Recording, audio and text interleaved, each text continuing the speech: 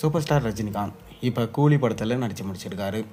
இந்த கூலி திரைப்படத்தை லோகேஷ் இயக்கியிருக்காரு. சன் பிக்சர்ஸ் பிரம்மாண்டமாக ப்ரொடக்ஷன்ஸ் பண்ணியிருக்காங்க. மேலும் இந்த கூலி திரைப்படம் ஆகஸ்ட் 14 ரிலீஸ் ஆக போகுது. ஆனால் இப்போ நமக்கு கிடைச்சிருக்க தகவல் என்னென்னா, நடிகர் சங்கத்தை சேர்ந்தவங்க எல்லாரும், அதாவது முக்கியமாக விஷால், இவங்க எல்லாரும் சேர்ந்து கூலி படத்தை ரிலீஸ் பண்ணக்கூடாது, கண்டிப்பாக தடை விதிக்கணும், கூலி படம் ரிலீஸ் பண்ணால் நாங்கள் விட மாட்டோம் என கோரிக்கை வச்சுருக்காங்களாம். இது உண்மையா இல்லையா, வாங்க என்னென்னு நம்ம வீடியோக்குள்ளே போய் பார்ப்போம். வேட்டையன் படத்துடைய பிரம்மாண்ட வெற்றியை தொடர்ந்து சூப்பர் ஸ்டார் ரஜினிகாந்தோட நடிப்பில் இப்போ ரிலீஸுக்கு தயாராக இருக்க திரைப்படம் கூலி. இந்த கூலி திரைப்படத்தை லோகேஷ் இயக்கியிருக்காரு. சன் பிக்சர்ஸ் பிரம்மாண்டமாக ப்ரொடக்ஷன்ஸ் பண்ணியிருக்காங்க. அனிருத் தான் மியூசிக் பண்ணியிருக்காரு. மேலும் இந்த கூலி திரைப்படத்தில் சூப்பர் ஸ்டாரோட சேர்ந்து ஷௌபின் ஷாக்கர், உபேந்திரா, நாகார்ஜுனா, ருதிகாசன், சத்யராஜ், அமீர் கான் போன்ற மிக முக்கியமான நடிகர்கள் நடிச்சிருக்காங்க. போதை சம்பந்தமான காட்சிகள் இந்த படத்தில் இடம்பெறாது எனவும், எல்சியூவில் கண்டிப்பாக இந்த படம் கிடையாது எனவும், தங்க கடத்தில் மையமாக வச்சு இந்த படம் எடுக்கப்பட்டிருக்கிறதா சொல்லப்படுது. ஆகஸ்ட் 14 பிரம்மாண்டமாக ரிலீஸ் ஆக போகுது.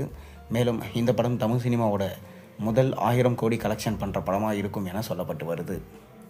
சூழல் எப்படி இருக்க, இந்த படம் ஓவர்சீஸில் மட்டும் கிட்டத்தட்ட 81 கோடிக்கு மேலே விலைக்கு போயிருக்கிறதா சொல்லப்படுது.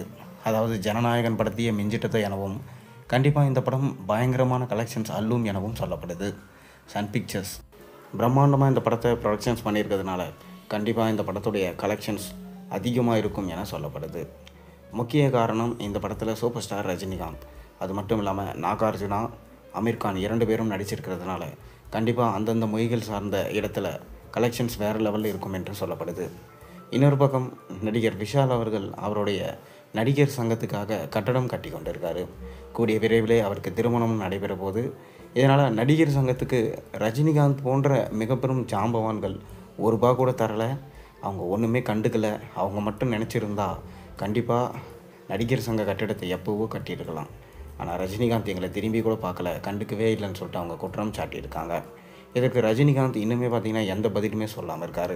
இதனால் ஆவேசமடைந்த நடிகர் சங்கம் கூலி படத்தை ரிலீஸ் பண்ணக்கூடாது, தடை செய்யணும்.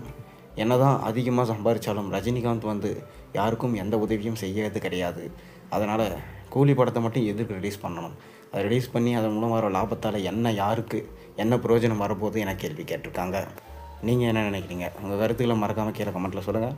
மேலும் சேனலில் போடுற ஒவ்வொரு வீடியோஸும் மறக்காமல் சேனலை சப்ஸ்கிரைப் பண்ணி பெல் ஐகானை ப்ரெஸ் பண்ணுங்கள்.